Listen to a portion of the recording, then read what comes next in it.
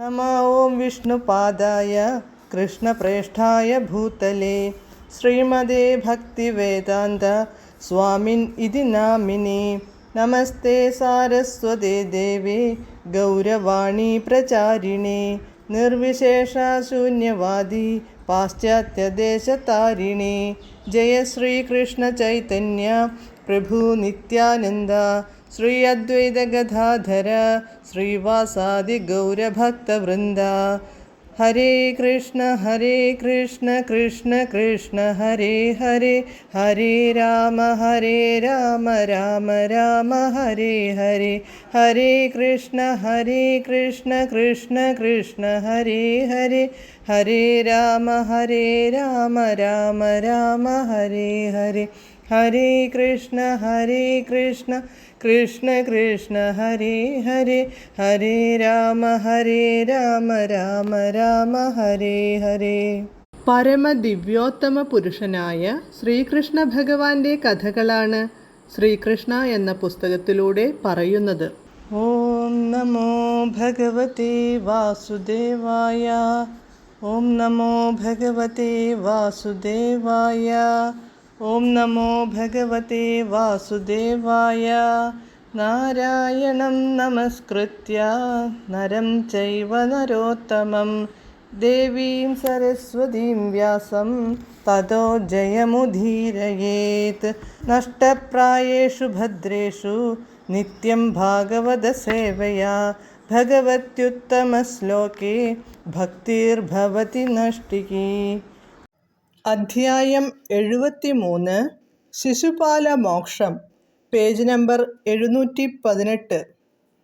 ചടങ്ങുകളുടെ ചുമതലക്കാരായ ബ്രാഹ്മണ പുരോഹിതരും ഋഷിമാരും ചേർന്ന് പതിവ് പോലെ ഒരു സ്വർണ്ണ കലപ്പ കൊണ്ട് യാഗവേദി പടുത്തുയർത്തി.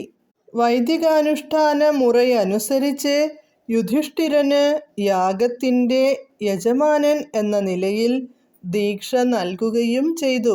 പണ്ട് വരുണൻ ഇതുപോലൊരു യാഗം നടത്തിയപ്പോൾ യാഗസംബന്ധമായ ഉപകരണങ്ങൾ മുഴുവൻ സ്വർണ്ണ നിർമ്മിതമായിരുന്നു. അതുപോലെ യുധിഷ്ഠിരൻ്റെ യാഗത്തിലും യാഗത്തിനാവശ്യമായ ഉപകരണങ്ങളൊക്കെ സ്വർണം കൊണ്ടാണു നിർമ്മിച്ചിരുന്നത്.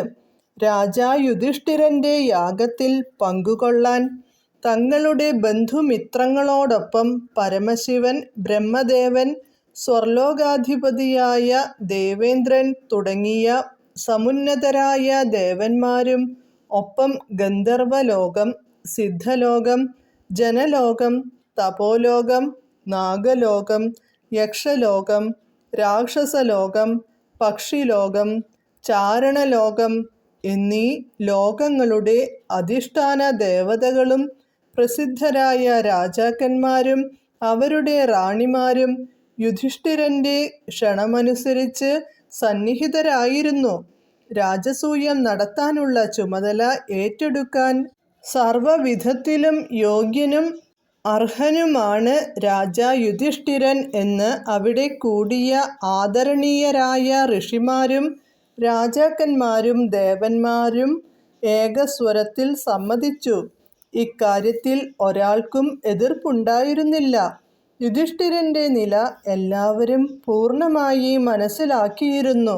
ഭഗവാൻ കൃഷ്ണൻ്റെ തികഞ്ഞ ഭക്തനായിരുന്നതിനാൽ സിദ്ധികളൊന്നും അദ്ദേഹത്തിനു അസാധാരണമായിരുന്നില്ല. പോയ യുഗങ്ങളിൽ വരുണദേവൻ നടത്തിയ യാഗത്തിനു തുല്യമായി ഈ യാഗം നടത്താൻ ജ്ഞാനികളായ ബ്രാഹ്മണരും പുരോഹിതന്മാരും ദത്തശ്രദ്ധരായിരുന്നു. വൈദിക സമ്പ്രദായമനുസരിച്ച് യാഗം നടത്തുമ്പോൾ അതിൽ പങ്കുകൊള്ളുന്നവർക്കു സോമരസം നൽകണമെന്ന വിധിയുണ്ട്. ജീവനദായിയായ ഒരു തരം പാനീയമാണ് സോമരസം. യാഗത്തിൻ്റെ നടപടിക്രമങ്ങളിൽ എന്തെങ്കിലും തെറ്റു സംഭവിച്ചാൽ അതു കണ്ടുപിടിക്കാനായി നിയോഗിക്കപ്പെട്ടിരുന്ന ഒരു പ്രത്യേക പുരോഹിതനെ സോമരസം തയ്യാറാക്കുന്ന ദിവസം രാജാ യുധിഷ്ഠിരൻ തികഞ്ഞ ബഹുമാനത്തോടെ സ്വീകരിച്ചാദരിച്ചു. വേദമന്ത്രങ്ങൾ മുറ തെറ്റാതെയും സമ്പൂർണമായും യുക്തമായ സ്വരഭേദങ്ങളോടെയും വേണം ഉച്ചരിക്കാൻ എന്നതാണിതിൻ്റെ പൊരുൾ. ഈ കാര്യത്തിൽ പ്രവർത്തിക്കുന്ന പുരോഹിതർ തെറ്റുവരുത്തിയാൽ പരിശോധകനായി അഥവാ വിധികർത്താവായി വർത്തിക്കുന്ന പുരോഹിതൻ ആ നടപടിക്രമങ്ങൾ തിരുത്തുന്നു. ഇങ്ങനെ അനുഷ്ഠാന നടപടികൾ പൂർണ്ണമായി നിർവഹിക്കപ്പെടുന്നു.